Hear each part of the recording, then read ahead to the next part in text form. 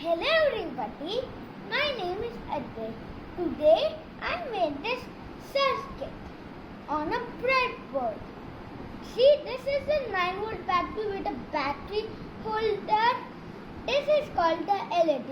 The full form of a LED is the light emitting diode. So see, this is a resistor. It has got two legs.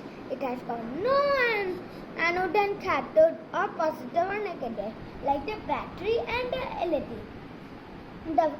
The longer leg of the LED is called the anode of the LED, and the shorter leg is called the cathode of the LED. And see, this anode leg of the LED is connected to one leg of the resistor.